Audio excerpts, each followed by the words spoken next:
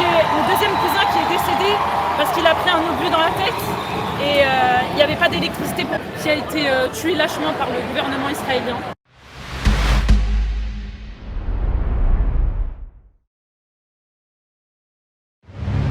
Votre mari, il est là-bas, c'est ça? Oui, mon mari, il est là-bas. Vous êtes quoi? Vous êtes Je suis palestinienne de Gaza. C'est très difficile, il n'y a pas d'internet, il n'y a pas d'électricité. Voilà, on peut communiquer avec eux 5 minutes par jour pour juste s'assurer qu'ils sont en vie, pour leur demander s'ils sont en vie en fait. On dort pas de la nuit parce qu'il y a des bombardements sans cesse. C'est sa sœur.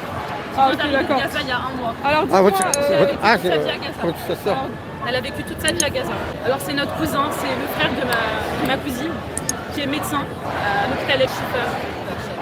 Et en fait, il s'est retrouvé à Jabalia pour aller réparer son téléphone portable. Et ils ont bombardé Jabalia à ce moment-là. Donc lui, il est allé pour secourir les gens parce qu'il est médecin en fait. Et c'est le même, hein, c'est le même. Ils ont bombardé une deuxième fois. Donc là, c'est quand il est C'est un médecin, hein, là, c'est à l'hôpital El-Shifa. Et là, ça, c'est une photo le jour de l'Aïd avec son fils qui a 2 ans. Sa femme qui est pédiatre et qui est enceinte actuellement. La situation, elle est catastrophique. Elle est catastrophique. Il n'y a pas d'électricité.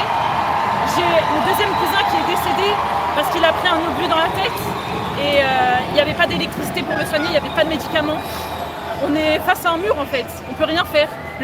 La seule chose qu'on peut faire, c'est prier, manifester.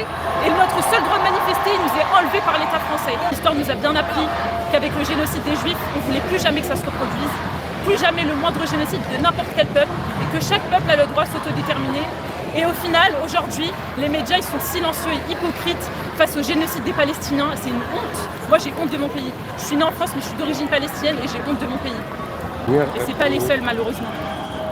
Il y en a des milliers et ça, c'était bien avant ce qui s'est passé. Ça a toujours été comme ça. Ils sont sionistes, ils sont pro-sionistes. Il faut que les choses elles changent aujourd'hui.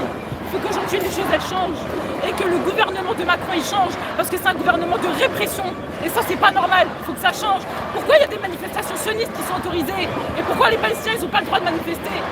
Il y a des milliers de Palestiniens qui sont tués tous les jours. Encore aujourd'hui j'ai mon mari qui est là-bas, il m'a envoyé un message, les avions israéliens ils leur ont envoyé des messages papier pour leur dire sortez de chez vous, on va bombarder. Des messages papier? Des messages papier. C'est bizarre, ça rappelle un peu ce que faisaient les Allemands.